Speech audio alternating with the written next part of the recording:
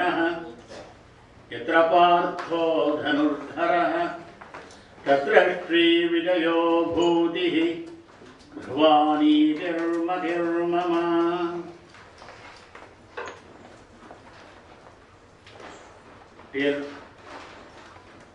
Dear fellow devotees of Bhagavan Krishna, and of course his representation in Kali Yuga for us, which he himself gave to us, that is Srimad Bhagavad Gita. It is Srimad because it is full of wealth. Wealth that will not be exhausted, wealth that will help us every moment of our life, the wealth that once we get it, it will never leave us, and the wealth which we really can give it to the next generation. That is why it's called as Srimad. It is Bhagavat because it is given to us from none other than Bhagavan, who is simply defined Kartum Nakartum Anyata Kartum Samartaha. This is the easiest definition of Bhagavan. Because we and Bhagavan, Lord, has all the things common. And those things are nothing but Kartum, that we can do. Nakartum, we decide not to do whatever that we wanted to do. Anyata Kartum, we can do anything that we want to do. So all these three things qualify both us and Bhagavan. But there is only one difference. It looks small, but it is the difference. That is, in Bhagavan's case, it is truly infinite. There is no limit of what he can do, what he cannot do, and whatever he wants to do. In our case, it's very limited. That's all. But quality-wise, we have same thing common. We have to remember that, because that becomes very helpful for us in our spiritual journey. My good friend, Raja Bandaru, gave a very nice introduction to the literature itself and Bhagavad Gita, and of course the karma, the role of karma. And of course we also we heard first that chapter 16, Daivasura Sampad Vibhaga Yoga, very beautiful recitation by children. That is the best time to memorize, because then they have something to think about and understand when they grow old. That is the key in learning. Our rishis gave that. Memorize first, and then when we are by ourselves, we have something to think about. If we don't have memorization, we can't have the phone or the book, because we never know, right, whether we will have it then, but we always have mind. That is the memorization. And then thinking about it. So then, of course, we saw the beautiful dance presentation of Gita, the Vishwarupa Darshana, as we saw when Krishna, how did Krishna in our dance presentation show, became taller and taller and taller. And that's what really the spiritual growth means, going high and high. So I will focus on the role of Bhakti, or the importance of Bhakti in Jnana. Bhagavad Gita, as was rightly said, yoga. And yoga is to unite the seeker and the sought, the person who is seeking the goal and the goal itself. And that is basically yoga. And without yoga, we cannot do anything. Even for eating yoga, me, the hungry person, should get close to the food which can be eaten, then eat it peacefully and joyfully, then that becomes called as Bhojana Yoga. Like that, everything is based on yoga. And that is something that Lord Krishna gave to us in a very beautiful way in the whole Bhagavad Gita. So that is why it is called as Yoga Shastra. At every end of the chapter we say, Etat Upanishatsu Bhagavad Gita Yoga Shastra, Sri Krishna Arjuna Samvade. Now, this yoga are of many representations, many paths, if you can say. And Jnana, Bhakti, Karma, Raja, Abhyasa Yoga, like that many are there. But the three main are Jnana, Bhakti and Karma. These are the three main. Now the question is, which one is more important or which is the final thing? There is some who say Jnana is the final. Bhakti and Karma helps to that. But then there is some who say Bhakti is the final, Jnana and Karma helps to that. Then some say Karma is the one and Jnana and Bhakti helps to that. All the three are correct. Depends on how one connects to that. What is one's swabhava? So that is why Bhagavan Krishna himself says, Swadharme Rinayam Shreyaha Paradharmo Bhaya. What is my swabhava? What is my dharma? That I have to see and then I have to go with that. So, now, if we take the role of bhakti in Jnana, because Krishna himself says at one place in Bhagavad Gita, that Sarva Karma Akhilam Partha Gnane Parisamapyate. All knowledge, all karma leads to the Jnana. Because we all walk with two legs in our life. And those two legs are nothing but karma and Jnana. Because for whatever we want to do, we have to have some knowledge. Otherwise we cannot do. Right? Now whatever we do, it has to result in some knowledge. Even if it is, suppose someone makes a mistake, still it results in some knowledge. So with that knowledge we can refine the karma again. Then again get the better knowledge. So this karma and jnana are actually the two legs with which we have to walk. Now these two legs are nothing but they are carrying a heart. Because there has to be a harmony between these two to walk. And that is bhakti. So this harmony is what we call, is called as bhakti. So we will go a little bit into that bhakti and then see how we bring it in. Now what is bhakti? Bhakti itself is something that we have to understand a little closely. There are some interesting description of bhakti. Sarvopadhi vinirmuktam tat paratvena nirmalam Hrushikesha sevanam bhakti ruchyate. So bhakti is sarvopadhi vinirmuktam. If someone has to have bhakti, we want to check our bhakti. Is my bhakti increasing? One check is my ego is coming also along with that. If the ego is also coming, then my bhakti is not progressing. I may have some bhakti, but it's not progressing.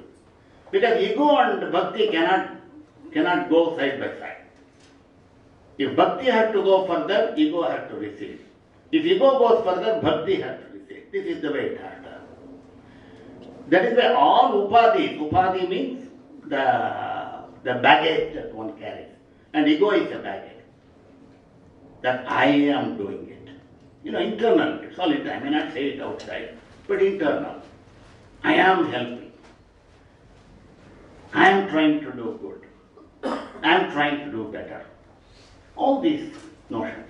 It will come. It's not that it will not come, but it has to be understood. Those things come and then how to bring it back, those upadhis. So, sarvopadhi vinirmuktam, free from all those upadhis. Tat paratvena nirmalam. Now, because I am offering, bhakti is basically in a way offer. So when I am standing in front of the Lord, Bhagavan, and then offering this bhakti,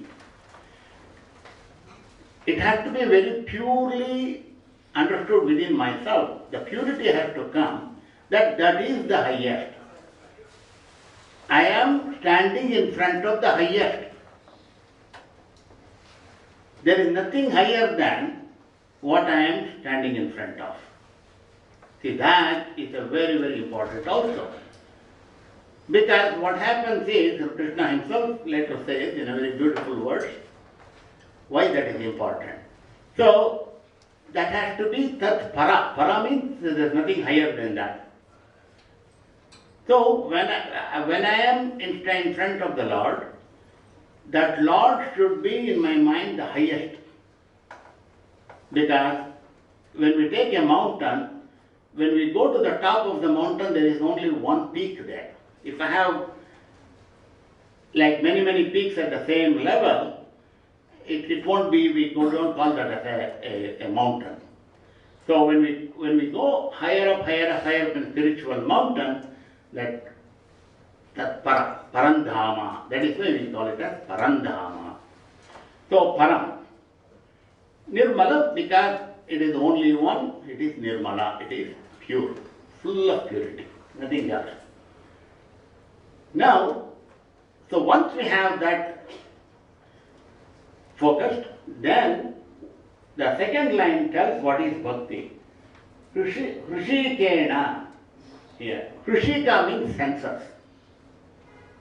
Hrishika means senses. So senses includes mind in our Sanatana Dharma, because Krishna himself says, Indriyanam Manashasmi. Among the senses, I am the mind. He says in Vibhuti Yoga. So when we may say mind, that is included in the 10 senses that we are talking about. The 5 cognitive senses, right? The ear, eye, and all 5. Then 5 action senses. Vak, Pani, Pada, Payu, Upastha. So this 5 plus 5, 10. So 10 and the mind. So all those 10, 11, that is called Hrishika. Hrishikena, through these 11 ingredients, whom I am serving? Hrishikeshaha, owner of this. And who is the owner? Hrishika, Isha. Isha is owner, and that is Lord Krishna or Bhagavan Krishna. And this is called bhakti. Now, doing namaskara in front of Ganapati, in front of Bhagavan, is bhakti. But that the action, what it has to have built in internally is this. So this is giving the internal stuff of the external action. So they have to go together. That is why in puja when we do, we have antaryaga and bahiryaga. So there is antarya, hrudyagam maya krutam atmasat kuru devesha bahye tvam samyagarchaye. We say that very good. The next expression of bhakti is also very good. Sneha purva manudhyanam bhaktirit yavidiyate. Sneha purva manudhyanam. So, because we always contemplate, we always meditate. Right? Because without meditating, we cannot do any action meaningfully. We always contemplate. Right? When we go to a shop, we think what to buy. Right? So, but when we contemplate on Bhagavan, that becomes dhyana. Now, that contemplation has to be with full of love and affection and friendship. Sneha means, another meaning in Sanskrit is oil. So when we put oil from one container to another container, it comes like a continuous thread. So like that, when my mind is flowing from me as a devotee to the Bhagavan in front, it has to be a continuous flow. uninterrupted flow from here to there. And that is called Bhakti Dhara. However long I can keep it, that is the progress I can count upon. So it is a process, Abhyasa Yoga. That is where Abhyasa Yoga is coming. But that is the process. Then the third one is also very interesting, given by Narada in his Bhakti Sutra. Narada Maharshi gives. This is the first sutra actually. What is Bhakti? Sa Parama Prema Swarupa. That is the Bhakti means it is an internal thing. But what is its body? Swarupa is nothing but ultimate love. Now ultimate love basically means the love which is extending senses, mind, intelligence, all kinds of imagination, and all kind of things it is going, and then simply it is all abound, all pervading. Simply I extend the radius from my heart to the infinite radius of the circle that I can take. So then it includes everything. It includes people, it includes animals, it includes insects, it includes worms, it includes birds, it includes plantation, tree, everything. That becomes tadatmya. So you become that. And that's basically is also a reference to Bhakti, Parama Prema. So, and now what are the different types of bhakti? Now this bhakti that we discussed earlier in the previous one, there are many modes through which we can get there. And Prahlada in Bhagavatam describes very nicely. Shravanam Kirtanam Vishnu Smaranam Padasevanam Archanam Vandanam Dasyam Satyam Atmanivedanam. The nine modes.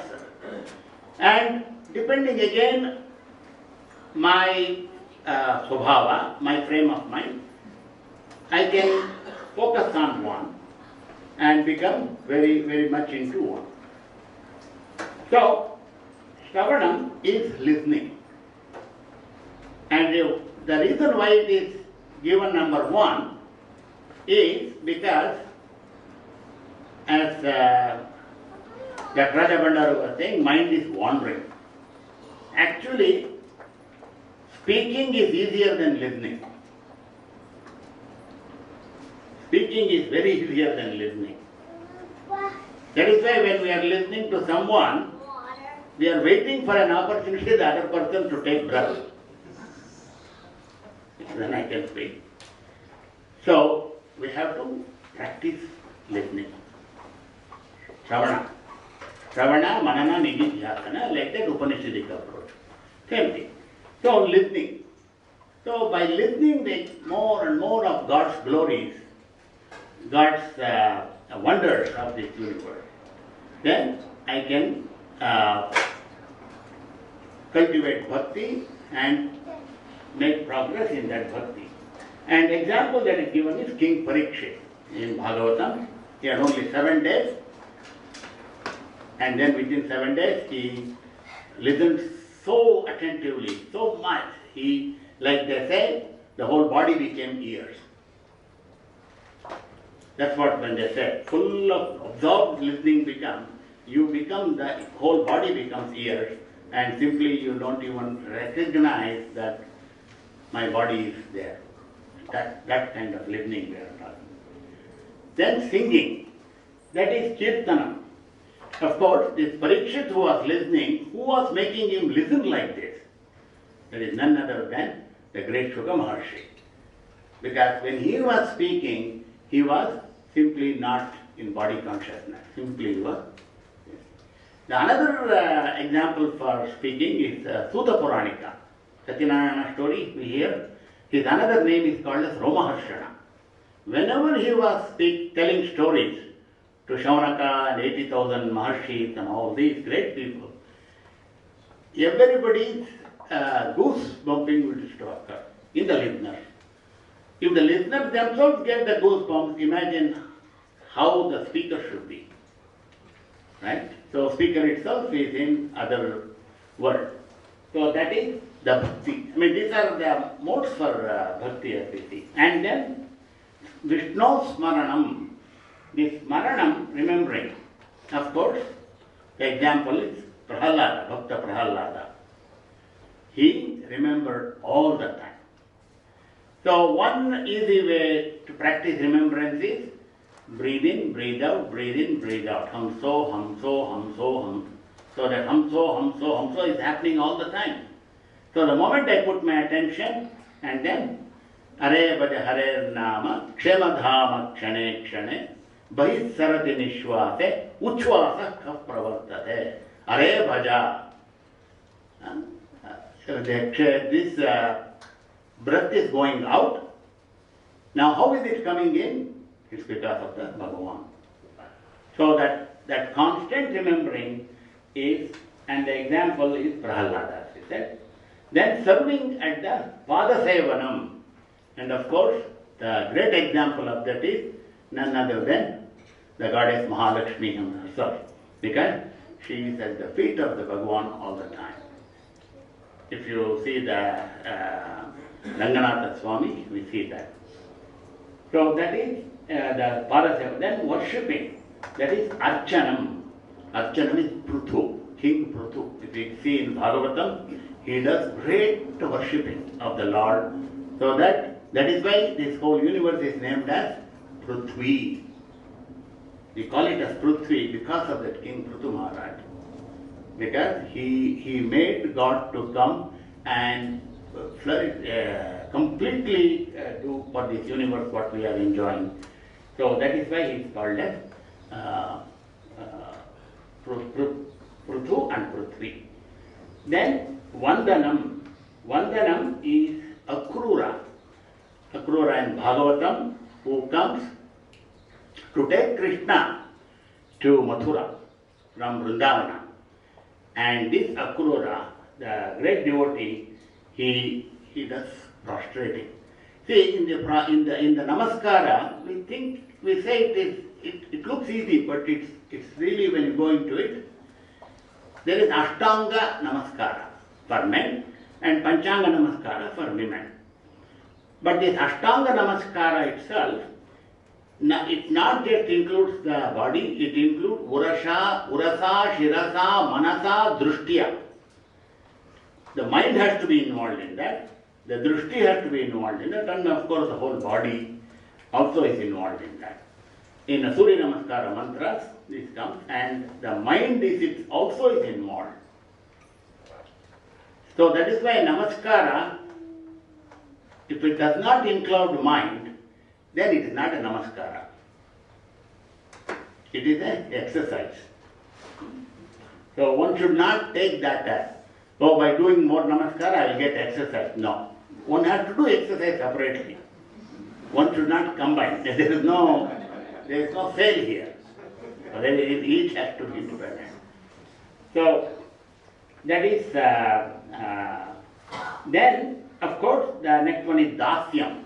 Now Dasyam, have put here being a servant, but actually if you go to the true definition, it is slave, Dasya.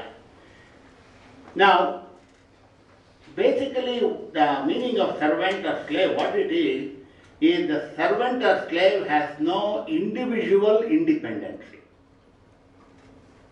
Right? That's right. So that is how Bhakta Anjaneya was to Bhagavan Rama. So when we realize within ourselves that independency that we talk about is no more is there within me, then the devotion has ripened and it has become full. Because till that independency is there, to that extent, one can go away, right? One can be deviating.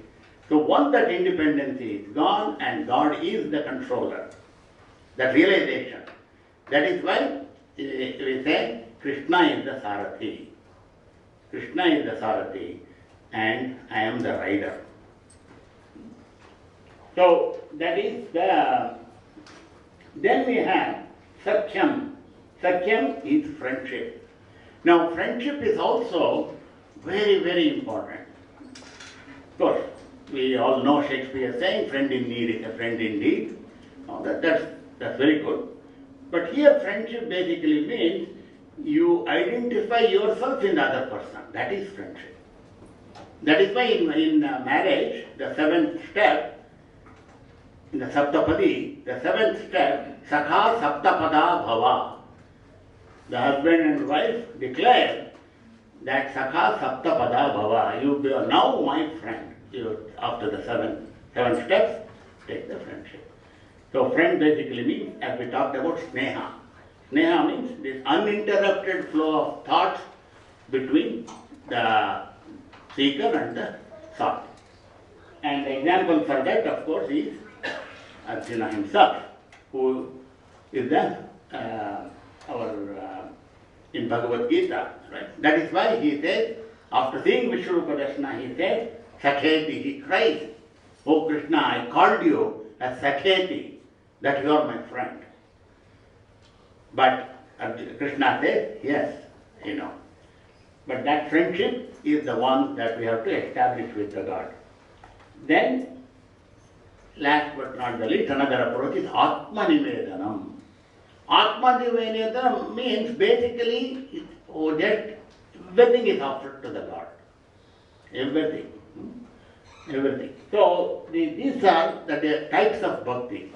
That means each path is equally valid. That's what. It's not one step by step. First we have to get Shravana and then it's not that. Shravana is independent path, Kirtana is independent path, like that. Depending on the individual swabhava, one can take any of these paths. So, now once we got this idea of what bhakti is, now we will see how important that is in this path. I took particularly the chapter 7, Jnana Vijnana Yoga, because in that it is basically talking about Jnana, but how Krishna tells the importance of bhakti in that. So I have selected 2 or 3 shlokas in this, so we can focus on that. Jnanateham savijnanam idam vakshyamyasheshatah yajñātvā neha bhūyomya gnātavyam avashishyate. Now, see, this is a very important. Mundakopanishad also talks about this. There are so many types of knowledge. Knowledge of this, knowledge of that, knowledge of this, everything is. As we said, this is the knowledge world, knowledge engineering, knowledge world, knowledge economy, everything is knowledge. Now the question is there a knowledge by having which you feel that you have no more need of any other knowledge? Is there a knowledge like that? Krishna says, yes,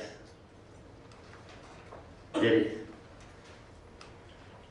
Now, what is the example? Suppose if I take a tree, the tree has so many things, a branch, a leaf, a fruit, all these things is there. Now, suppose I ask someone, can you give me a tree?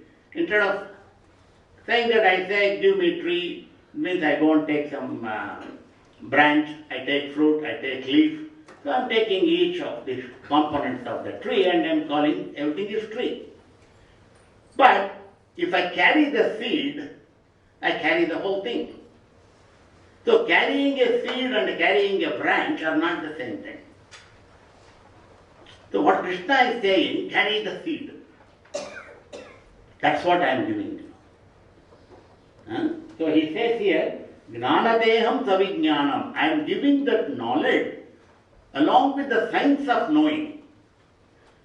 Then, by knowing which, Gnātavyam avashishyate. Here, Gnātavyam avashishyate.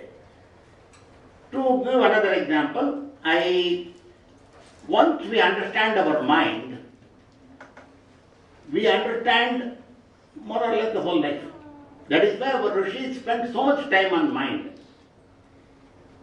Maneva Manushyanam Karanam Bandha Mokshayoho. If we understand the mind, we understand everything.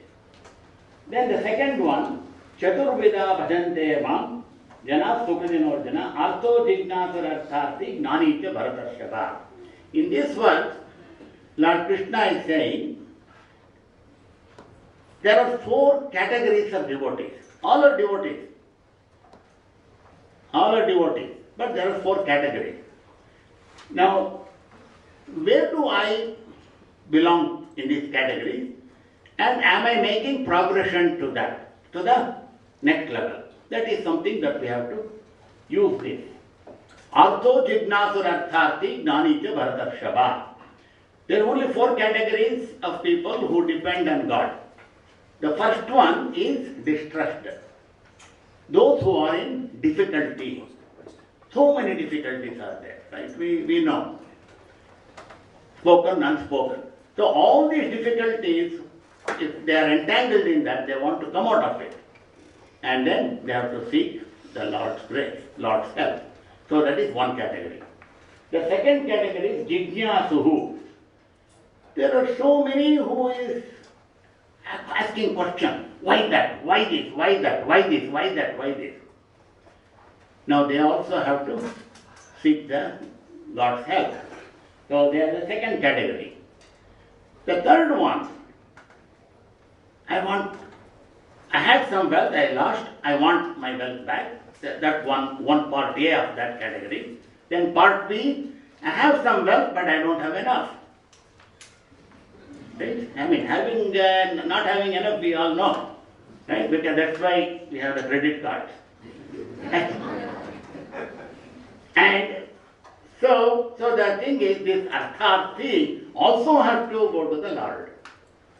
So that is the third category. The fourth one, who has seen Bhagavan, who has seen, and that person is also a devotee. How? What a wonder this Bhagavan has, this universe.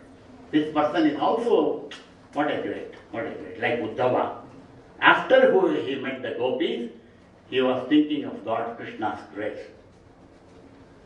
So like that. So all these 4 categories, and Lord Krishna says, Tesham Gnani, the 4th category, they are very, very close to me because they are inseparable from me.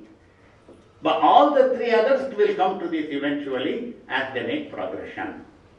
Because Artha, people who get out of difficulties, finally they will thank Lord and come to that. People who are Jignasu, who are questioning all that, this and all that, they will also come to that. And I am sure, needless to say, people do get fed up of wealth at some point. Right? Because once they start fearing that wealth itself is a problem for me, because they have to keep security guard, bodyguard, and all these things. So they also will be wondering. So like that it is. So then, this is basically, I think, almost the final. Bhakti is essential. So once we see the importance of it, it's essential. We cannot do without bhakti. It's impossible. No matter how much the person is talented and skillful. If someone says, I'm highly talented, I'm highly intelligent, I do hard work and all that, great, but it's not enough. It is necessary but not sufficient condition in mathematical words. So Lord Krishna says, Yo yo yam yam tanum bhaktah shraddhayatyitum icchati tasya tasyatanam shraddham tameva vidaramyam. This comes in the same Jnana Vijnana Yoga. Here he is saying that however people are devoted and sincere, at that level I will firm their sincerity in devotion.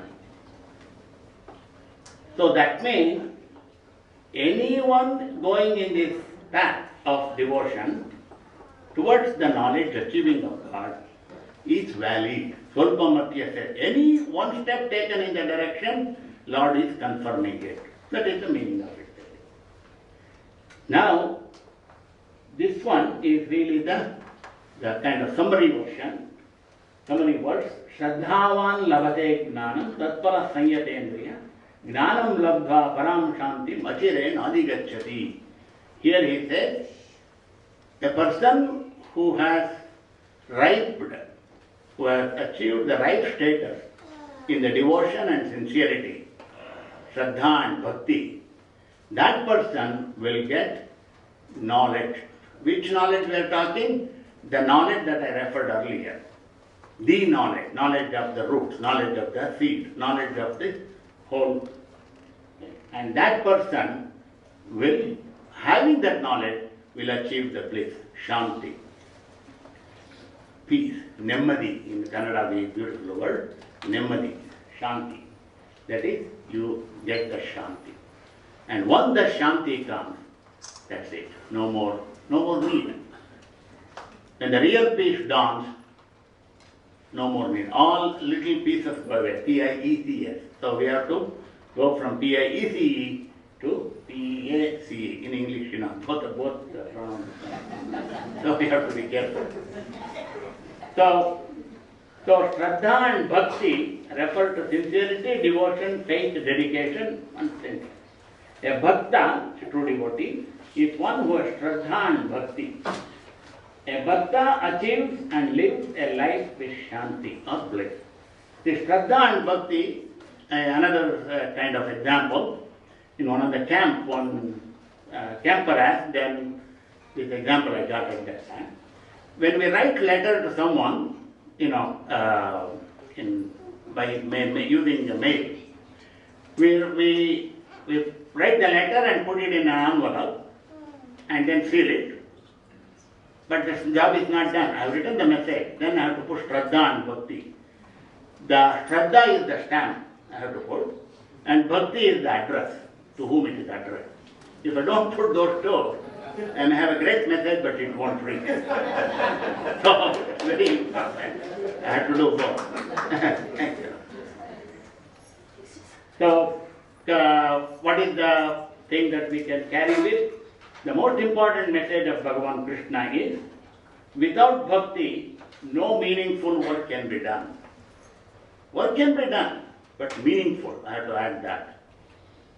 Without bhakti, no meaningful knowledge can be gained. Some knowledge can come. Everybody knows something, but meaningful knowledge. Is it deep? Is it taking that knowledge, is it referring to the cause of the thing? And that is that bhakti. So bhakti is essential. So what is the goal? Goal should be to become a true bhakta. A true bhakta. That is the highest state. Because after knowledge also one has to make a live, right? Live till the whole life cycle. But once one becomes a bhakta, life becomes totally fulfilled. Peaceful. Shanti, Shanti, Shanti. So this is what Arjuna and Krishna together talked about in that beautiful verse. Wherever there is Arjuna and Krishna together, Krishna represents the knowledge, Arjuna represents the bhakti, jnana, karma integrated into one individual. And that's what we have to become. Then Krishna gives that knowledge. And so we will recite that one verse, the Yatra Yogeshwara Krishna Yatra Partho Dhanurdharaha Tatra Sri Vijayo Bhoti Dhruvani Tirmatir Mama. Shri Krishna Arpanam.